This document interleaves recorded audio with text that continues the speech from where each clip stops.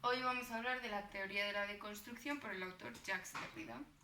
Como podemos observar, primero nos introduciremos en algunos autores de corrientes filosóficas que apoyaron esto, para después introducirnos a la teoría propia del autor y su relación con la traducción.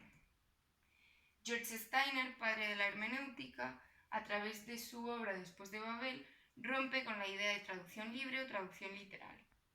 Para él, la idea de traducir se basa en una confianza preliminar tanto del texto origen como del propio traductor, en el impulso de generosidad a través de la virtud del conocimiento de otra cultura, de ese propio conocimiento, y por la agresión, maniobra de comprensión, importancia de significación o restauración del equilibrio. Todo ello hace que la plenitud del desplazamiento hermenéutico se base en que el traductor haya compensado la violencia que se ejerce sobre el texto fuente. Ezra Pound señala que el lenguaje se debe tratar como si fuese una energía, a través de su obra de cantos. Para él, como podemos ver, en poesía solo la emoción perdura, y la mejor vía para que eso ocurra debe ser necesariamente a partir de un proceso de estricta observancia de la maternidad de la poesía. Esto quiere decir que para considerar el lenguaje como una energía se basa en algo divisible en tres dimensiones distintas. Por un lado, melopeia, que es la propiedad o valor musical que contiene el lenguaje; la fanopeia, que es la misma propiedad del lenguaje pero visual; y por último, la logopeia, que es una propiedad más compleja. Walter Benjamin señala la importancia de la tarea del traductor. La misión del traductor es rescatar el lenguaje puro, confinado en el idioma extranjero para el idioma propio, y librar el lenguaje preso de la adaptación. Es decir, para él, la traducibilidad o la traducción no se basa en una búsqueda de traslado, equivalencia o igualdad lingüística, sino que la traducción se basa en llegar al espíritu de la obra y proyectar este eco que es una nueva vida, es decir, el enriquecimiento constante de un lenguaje cambiante hacia el lenguaje que es el de Dios. Por último, Derrida señalaremos la diferencia entre estructuralismo y postestructuralismo, su biografía, el origen de su teoría y la relación filosófica y literaria.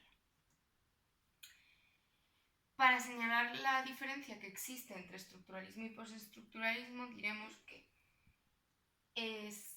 sí que se originaron en el mismo lugar, ambos se originaron en Francia, sin embargo en décadas distintas. Mientras el estructuralismo se generó en torno a 1440-1450 y tuvo su auge en el 60, el postestructuralismo se basa exclusivamente en 1970. La idea principal es que la estructura es la clasificación, es decir, un texto puede dividirse, puede deconstruirse y estructurarse a través de clasificación de estas estructuras en que dividimos. Mientras que para el postestructuralismo, el contexto es el que crea las estructuras propias de un texto. Por último, el estructuralismo se basa en una copresencia sincrónica, mientras el postestructuralismo se basa en el estudio del tiempo y en una copresencia diacrónica. Jacques Derrida nació en 1930 y rompió con la tradición filosófica. Sus obras más importantes son de la gramatología, la escritura y la diferencia, y la voz y el fenómeno, donde comienza su teoría de la deconstrucción. El origen de la deconstrucción se basa en que Derrida buscaba encontrar un término para destrucción, que también se considera como una disociación. Para ello buscó su obra de la gramatología y se basó en la palabra destruction, como ya hemos dicho, de Heidegger, en su obra Ser y Tiempo. La deconstrucción ahora de filosofía y literatura. La influencia de Derrida se basa principalmente en la filosofía y la literatura. Sí es verdad que también ha tenido gran influencia en otras muchas disciplinas. Para Derrida, la deconstrucción rompe con la teoría crítica literaria y con la filosofía como tal. No se trata de un acto o de una disciplina en sí, sino que es una estrategia para saber llevar la literatura o saber llevar la filosofía. Son estrategias de cómo tratar el lenguaje dentro de cada tipo de disciplina.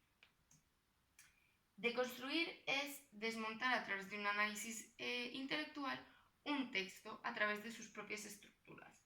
Señalamos los fallos de un texto para romperlos y poder adaptarlos. Los posibles fallos, como ya los conocemos, son ambigüedades, contradicciones y otros.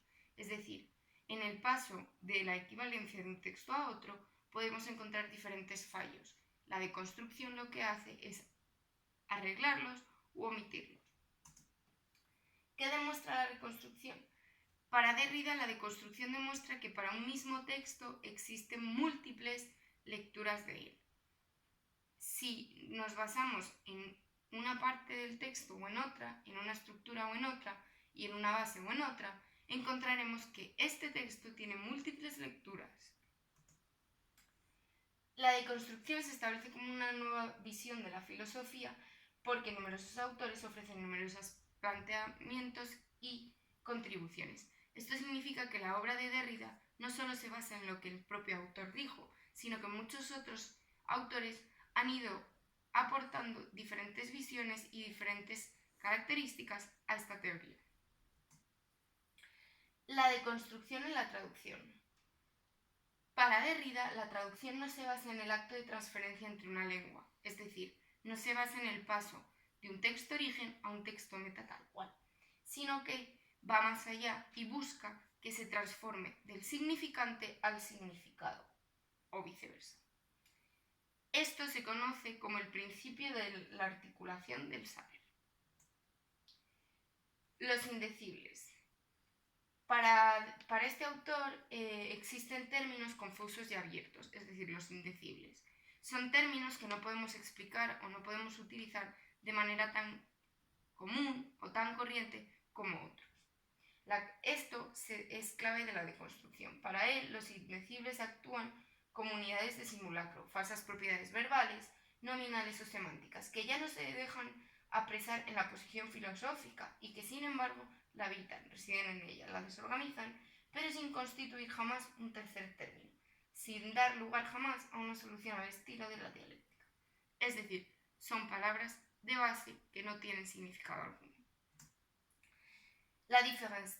Derrida juega con la escritura y el significado, la différer, la dificultad de la definición. Dentro de un mismo término podemos encontrar múltiples significados, lo cual hace que exista una différence dentro del propio término y por tanto múltiples lecturas. El logocentrismo se basa en la razón y el pensamiento. Es, por así decirlo, la idea de un continente de los contenidos. Para el logocentrismo, el productor de sentido es la palabra, mientras que para el estructuralismo previamente mencionado se trata del lenguaje. No existe significante alguno que pueda administrar de manera absoluta la presencia de un significado. Es decir, existe, por tanto, una diferencia y una ausencia de significado y significante. La archiestructura en el ámbito general de los signos que preceden a cualquier inscripción, mientras que la escritura es el medio de expresión del lenguaje.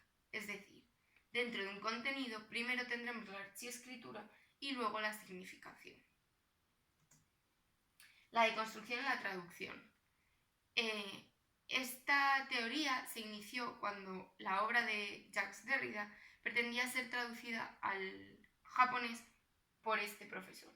Sin embargo, se encontraron con la dificultad de que el término de construcción no tiene una palabra equivalente en japonés ni una significación similar.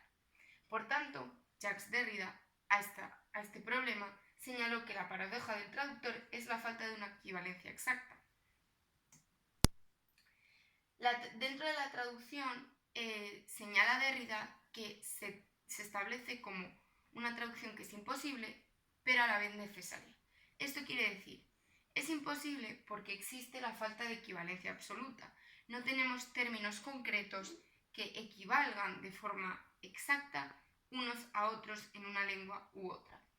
Sin embargo, es necesaria ya que se trata de un ejercicio constante entre lo expresado y lo no expresado, es decir, entre lo que podemos decir con palabras y lo que no podemos expresar mediante un lenguaje escrito u oral.